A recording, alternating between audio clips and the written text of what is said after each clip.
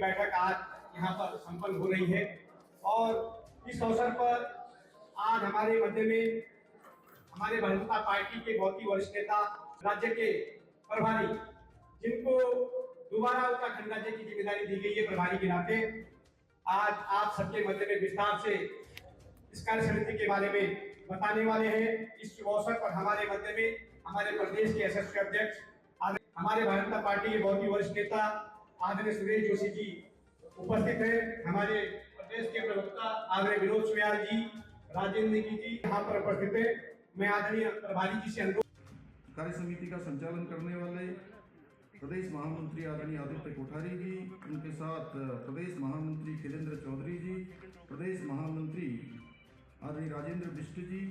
आयोग के माध्यम से धर्म परिवर्तित मुस्लिम ईसाइयों को आरक्षण देने का षड्यंत्र रचा गया।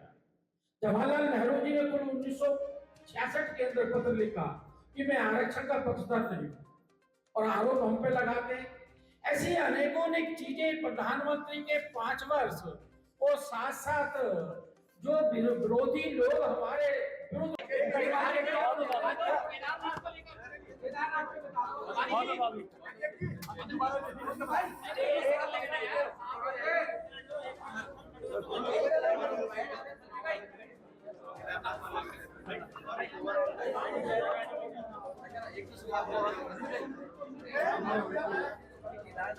हमने मंगलौर पर धन्यवाद दिया है कार्यकर्ताओं को। ऐतिहासिक हम हारे बेशक हैं, लेकिन हमने वोट ऐतिहासिक प्राप्त किए हैं। 400 कुछ वोट से हम हारे हैं। पहले हम 3rd नंबर पे आते, हम 2nd पर हैं। बहुत मेहनत लोगों ने की है और ऐसे ही जो बद्रीनाथ है उसका हम आकलन करेंगे क्या कारण रहा है। लेकिन जितनी सीट लोकसभा से पहले हमारी थी उतनी सीट हमारी दोनों पे हार पे चर्चा हुई है। क्या सवाल है भारी प्रत्याशी आप लेकर आए, इसको वैसे हार का सामना करना पड़ा। दूसरा, बद्रीनाथ में जो आप प्रत्याशी लेकर आए हैं वो राजनीतिक भारतीय जनता पार्टी की जो छवि है कहीं ना कहीं दागदार हुई है। इसको लेकर के लोगों में संशय था, इसलिए हार का सामना करना। आपका सुझाव हम एक कार्यकर्ता के रूप में स्वीकार करते हैं, ध्यान रखें। जिम्मेदारी इसमें क्या पार्टी स्तर पर जिम्मेदारी दोनों सीटों को लेकर प्रदेश अध्यक्ष जी ने उसकी चिंता कर रहे, कमेटी बैठेगी, उसकी चिंता करके जो विषय आएंगे उनका खत्म करने का प्रयास करेंगे।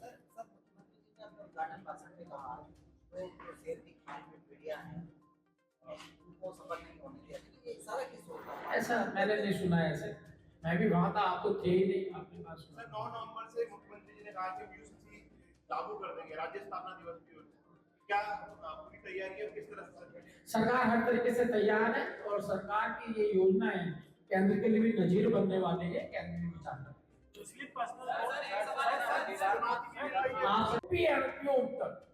पियोन से लेकर पीएम तक।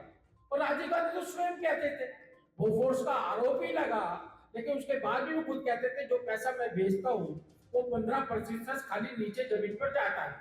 और उसके बाद में राहुल गांधी और सोनिया गांधी जो 5000 करोड़ के घोटाले के जमानत पर छूटे हुए लोग हैं, जो लोग चाइना से राजीव फाउंडेशन में अनुदान लेकर पार्टी को चलाने का पाप करते हैं, जो अपने 1-2 नंबर के पैसे को जो रिश्वत देते हैं, 200 करोड़ की पेंटिंग लेने का काम करते हैं। और आज देश के प्रधानमंत्री ईडी सीबीआई के माध्यम से संवैधानिक संस्थाओं का सदुपयोग करते हो जिस प्रकार से घोटाले करते थे, उस घोटालों पे अंकुश करने का काम करते हैं। और वहीं पे हमारे विरोधी दल आप देखेंगे 8,500 रुपए 1 जून से सबकी महिलाओं के खटाखट आ जाएगा अकाउंट के अंदर। महिलाएं घर घर धक्के खा रही है, पूछ रही है कब आएगा 8,500 रुपए। और साथ साथ आरक्षण खत्म और संविधान बदल के साथ साथ बलिदान दिवस जो हम मनाते रहे, बलिदान दिवस जो हम ऑलरेडी मनाते रहे हैं 14 अगस्त, ये भी हम अपने प्रस्ताव में बता रहे हैं कि 14 अगस्त जो बलिदान दिवस था, जो खाली हमारे श्यामा प्रसाद मुखर्जी जी का बलिदान देखेगा, जिन्होंने भारत को एक रखने के लिए कश्मीर भारत का अभिन्न अंग है, अपनी जान की आहुति दे दी थी।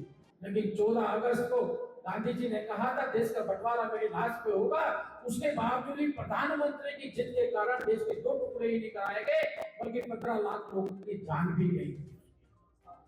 और साथ साथ हिंदुओं का अपमान करने का काम कर रहे हैं।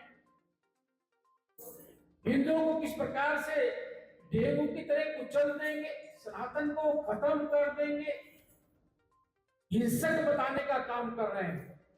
ऐसे लोगों का ये पर्दाफाश करने के लिए एक हमारा प्रस्ताव ये आया है। दूसरा प्रस्ताव हमारे यशस्वी मुख्यमंत्री जी, इन्होंने 3 साल के अंदर लगातार ऐसे प्रभावशाली काम किए हैं जिनको हम कह सकते हैं कि जो प्रधानमंत्री ने कहा था कि आने वाला ये दशक जो होगा, ये वर्तमान दशक चल रहा है, ये उत्तराखंड का दशक चल रहा है, जहां प्रधानमंत्री देश को 2047 से विकसित भारत बनाना चाहते हैं। वही हमारे मुख्यमंत्री जी, जो प्रधानमंत्री जी ने कहा था कि उत्तराखंड को भी मैं इस दशक के अंदर अग्रणी राज्यों में चाहता हूं। इस 3 साल में हमारे प्रधानमंत्री जी का सपना और हमारे मुख्यमंत्री जिस प्रकार चरितार्थ कर रहे हैं, और ऐसे से कानून जो पूरे केंद्र के लिए नजीर बन रहे हैं, समान नागरिक संहिता, सबको बराबर कर रखा है, नकल विरोधी कानून, आज उसके आधार पर पूरे देश में उस पर क्रियान्वयन करने का काम कर रहा है। धर्मांतरण विरोधी कानून, जो धर्मांतरण करते हैं देश की अर्थव्यवस्था को, देश की भौगोलिक दृष्टि से, और जिस प्रकार से अभी हमने जनसंख्या दिवस मनाया है, ये बहुत बड़ी चुनौती है। धर्मांतरण कानून से उसको रोका जाना चाहिए। दंगा विरोधी कानून, लैंड जिहाद, 5000 एकड़ जमीन को मुक्त कराना लैंड जिहाद के माध्यम से, महिलाओं को 30% आरक्षण। और सही बात है सर, ये कहा जाता है, हमारे पूर्वज भी कहते हैं, अगर गली की, बस्ती की, मोहल्ले की, देश की अगर गति देखनी है, प्रगति देखनी है, तो महिला की उन्नति से देखी जा सकती है। जहाँ देश के प्रधानमंत्री जी ने महिलाओं को आरक्षण लेके आए, लेकिन उत्तराखंड ने तत्काल प्रभाव से उसको लागू करने का काम किया। वहीं आयुष्मान कार्ड, रेखा से नीचे लोगों को आयुष्मान का लाभ मिलता है, वहीं उत्तराखंड में हर नागरिक को लाभ मिले, इसकी चिंता करते हैं। और प्रधानमंत्री का भी धन्यवाद करते हैं जिन्होंने 70 वर्ष से उम्र के ऊपर के लोगों को पूरा, किसी भी जाति, धर्म, भाषा का, कोई उसका स्केल, उस कमाने का कितना ही पैसे वाला हो, सबको आयुष्मान के परिधि में लाकर उसको उसका लाभ मिलेगा। बेहतर स्वास्थ्य योजना, एक जनपद 1 डिस्ट्रिक्ट 2 प्रोडक्ट, हमने G20 के माध्यम से जिस प्रकार से उत्तराखंड को ग्लोबलाइज किया है, आज पूरा विश्व उत्तराखंड को जानता है। ये जो पलायन जैसी समस्या है, ऐसी अनेकों ने रोजगार से उन्मुख समस्या है। 1 डिस्ट्रिक्ट 2 प्रोडक्ट के माध्यम से हमारे लोकल लोग उससे अपने आप को आधारित कर रोजगार उन्मुख कर रहे हैं, उत्तराखंड को आगे बढ़ाने का काम कर रहे हैं।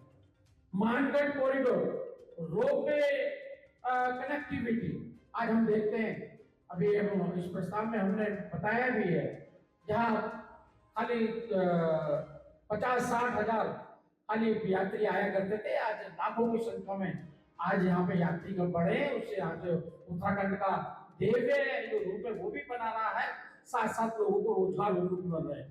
सैन्य धाम बनाया गया है, क्योंकि ये भूमि जो है सैनिक भूमि भी कहलाई जाती है, और उसके साथ साथ सही परिवारों के, वो एक परिवार के एक व्यक्ति को नौकरी देना, और जो अभी हमने जो हमारे 5 सैनिक शहीद हुए हैं उनको भी मुआवजा भी देना, उनको नौकरी भी देना।